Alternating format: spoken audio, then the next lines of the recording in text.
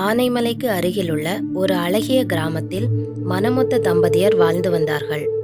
அவர்கள் ஒருவருக்கொருவர் உயிருக்குயிராக நேசித்தார்கள். அவ்வாறு வாழ்ந்து வந்த நேரத்தில் மனைவி கருவுற்றாள். கணவனும் மனைவியும் அன்பாக இருந்த காரணத்தால் மனைவி தாய் வீடு கூட செல்லாமல் பிரசவத்தை தன் கணவன் முன்னிலையிலேயே நடத்தி கொள்ள விரும்பினாள். நாட்கள் செல்ல செல்ல பிரசவ வலி அதிகமானது. மனைவி படும் துயரத்தை தாங்க முடியாத கணவன் வலிமிகுந்த நேரத்தில் அவளை சற்று ஆசுவாசப்படுத்திவிட்டு மருத்துவச்சியை அழைத்து வர கிளம்பினான். அதே சமயம் மனைவியை தனியாக விட்டு செல்வதற்கும் அவனுக்கு பயம். இவன் தனியாக சென்று மருத்துவச்சியை அழைத்து வருவது என்றால் மனைவியை தனியாக விட்டுவிட முடியாது.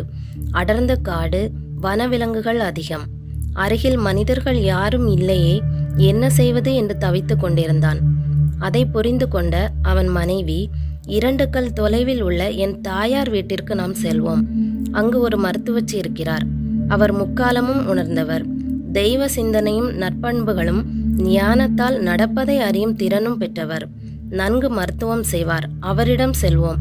கஷ்டப்பட்டு நான் தங்களுடன் நடந்து வருகிறேன் என்று கூறினாள்.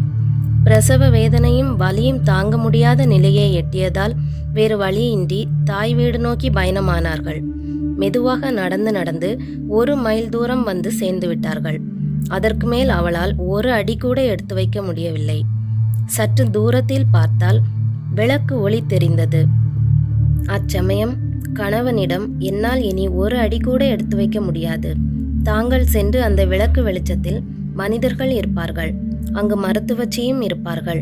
தயவு செய்து அழைத்து வாருங்கள். நான் எங்கும் போக மாட்டேன். இங்கேயே அமர்ந்து இருக்கிறேன் என்று உறுதிபட கூறினாள். கணவன் வேறு வழியின்றி அவளை அங்கு அமர வைத்துவிட்டு வெளியே விளக்கு வெளிச்சத்தை நோக்கி சென்றான். மிகுந்த மன வருத்தத்துடன் வேறு வழியின்றி வெளிச்சத்தை நோக்கி சென்று மருத்துவச்சியின் வீட்டு கதவை தட்டினான். அவரிடம் நிலைமையை எடுத்து சொல்ல அவளும் மருத்துவ சாதனங்களையும் உபகரணங்களையும் எடுத்துக்கொண்டு அந்த ஊர் தலையாரி இன்னும் சில முக்கியஸ்தர்களை அழைத்து கொண்டு மனைவி இருந்த இடத்திற்கு அனைவரும் வந்தார்கள். அங்கு வந்து பார்த்த பொழுது மனைவியை காணவில்லை.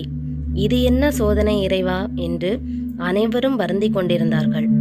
அப்பொழுது மருத்துவச்சி, ஆகா, நான் கண்ட கனவு பலித்து விட்டது, என் கனவு நிஜமாகிவிட்டதே என்று யோசிக்க தொடங்கினாள்.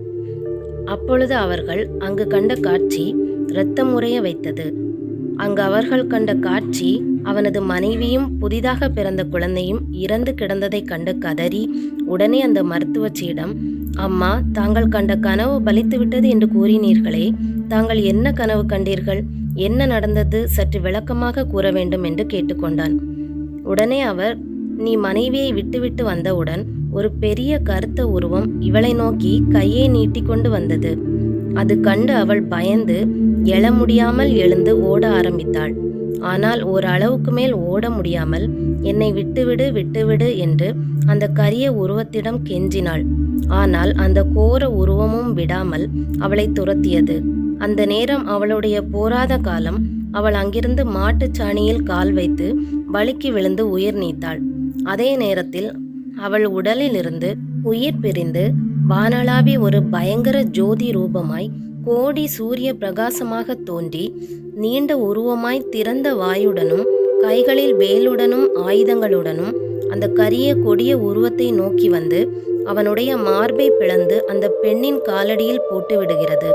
இதுவே நான் கண்ட கனவு என்று அந்த மருத்துவ மூதாட்டி அவள் கணவனிடம் கூறினாள். மேலும் அவள் சாதாரண பெண்ணல்ல, தேவலோகத்திலிருந்து மண்ணில் உதித்த பெண்ணவள். இவள் மானிட பிறவி அல்ல, தெய்வ பிறவி. சாணத்தில் கால் வைத்து இறக்காமல் இருந்திருந்தால் வேறு ஒரு ரூபத்தில் அவள் இறந்திருப்பாள். மாட்டு சாணத்தில் கால் வைத்து விழுந்ததால் மாசாணி என்று இன்று முதல் அவளுக்கு பெயரும் விளங்கும் என்று அங்கிருந்த மக்கள் கூறினார்கள். அதுவே மாசாணியம்மன் என்ற பெயர் வரலாயிற்று. இதுவே மாசாணியம்மன் கதை தோன்றிய வரலாறு.